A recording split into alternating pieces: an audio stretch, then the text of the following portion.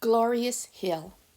I didn't know which was weirder, having Hirohito see me in my pajamas or not having any chores to do. I tried to wash dishes and always offered to mop the floor. But for the fifth day in a row, Mrs. Wood said, "Go outside. Play." I felt like a watcher while Hirohito chased Vanetta and Fern around. I sat on the porch with my book in my lap, glad I'd brought it along. In between turning pages, I'd peek at Vanetta, Fern, and Hirohito playing Mother May I or Freeze Tag. He knew just how to escape their tags and keep the game going. I could see why Hirohito put up with Vanetta and Janice at the center, why he let Fern chase him and tag him when she wasn't fast enough to catch him. Hirohito had no brothers or sisters. He liked being a brother to my sisters and me. Grateful that Hirohito would soon tire his sisters out, I settled into my book on the porch. I could finish the chapter before it was time to come inside. I read my book, bright-eyed, breathing heavily, and rooted for Rontu to win against the pack of wild dogs, his former brothers. "Get 'em, Rontu! Get 'em!" I didn't hear the quiet, that the sounds of playing in the yard had stopped. I looked up, and they were all standing around me with Hirohito's go-kart. "Hey, Delphine." Vanetta and Fern giggled. Obviously, they were a part of Hirohito's plan to sneak up on me.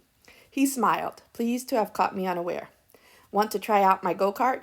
I rolled my eyes and tried to appear older, above playing kid games. Me? On that thing? Vanetta and Fern started screaming that they wanted a ride. He tapped my sneaker with one of his doggedy high tops. "It's fun. You'll like it." Before this week, I would have said, "How do you know what I'd like?" My goal to come off bored and older slipped right out from under me. Inside, I felt like I was being pulled onto the sixth grade dance floor. I wanted to give him my hand and let him pull me up, but I felt too big. Tree-limbed, plain-faced.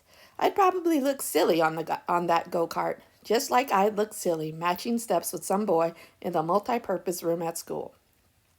I glanced down at that sawed-off piece of wood resting on top of a metal frame with skate wheels up front, tricycle wheels in the back, a rope on one end, a carpet square on the other.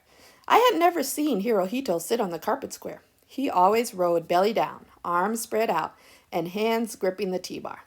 It was a wonder he wasn't all scarred up. "Boy, you must be crazy." "Stop being chicken. You can steer it. Those legs will reach the turn bar easy. Just hold on to the rope and keep it steady." Vanetta and Delphine snickered at Hirohito's carefree choice of words. I couldn't hit him for calling me a long-legged chicken after I had gobbled down his mother's fish and rice. I said, "I am not getting on your street roller. No way." Instead of saying, "Not on your street roller coaster," or "Yeah, no way, Jose," my sisters' voices failed to come to my rescue. Instead, Vanetta and Fern, mostly Vanetta, screamed and danced around us, pleading to take my turn on the go-kart. Hirohito shook his head, sorely disappointed, like he was Papa. "I didn't think you were scared, Delphine." "I am not scared of that thing." My voice hit notes it was not known for reaching. "Then come on." "No, chicken, I am not." He offered the rope to me and patted the carpet seat. "Just a block, not even a heel." I couldn't let him think I was weak and scared. Girl pride and a lower voice said, "I'm not afraid of no heel." Before I knew it, we had become a merry parade. Me sitting on the go-kart, my feet on the bars, Hirohito behind me pushing, and Vanetta and Fern at the rear, parading up Magnolia Street. What a sight. I sat hunched over, holding on to the rope, my big sneakers on the turn bar. All I could do was wrap the rope tighter around my hands and pray. How could I find my balance, let alone trust it? Surely balance was needed to ride on that rolling cart of danger. Where was my good common sense? The common sense that Big Ma always pointed out I was born with. I was mad at myself for letting this happen, letting them push me into riding down some hill on this wooden, bumpy, hot rod roller. I could fall over on my butt, scrape every inch of skin on my legs, arms, and hands. I could look a stupid, scraped up, tangled up mess, and on top of it all, scream like a fraidy cat in front of my sisters. I hugged the rope, my heart pounding through my ears, down in my toes. None of that concerned anyone on the parade route. Hirohito pushed happily, My sisters skipped, clapped, and sang. They might as well have been singing, "Crash, Delphine, crash."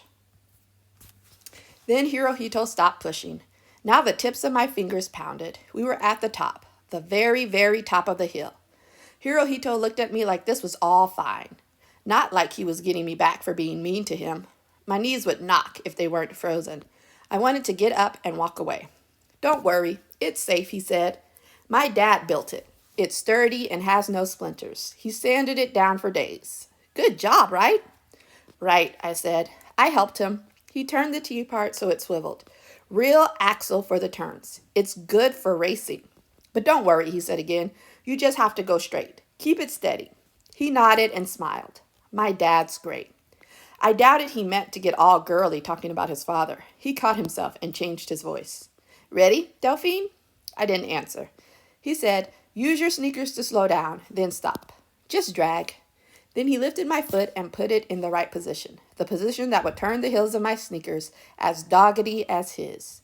"Remember, you don't have to steer. It's a straight ride down. Just slide your sneaker like this." He moved my foot slightly sideways. It was a wonder he had soles at all. He told me to hold on tight. Then he ordered Vanetta and Fern to come on as if he had taken my place as the oldest. Part of me didn't like it one bit. The other part didn't have time to think about that. Push! Vanetta and Fern screamed, "Yay!" And I looked up, mad, scared, thrilled. I felt 6 hands on my back and the bumpy ground beneath me.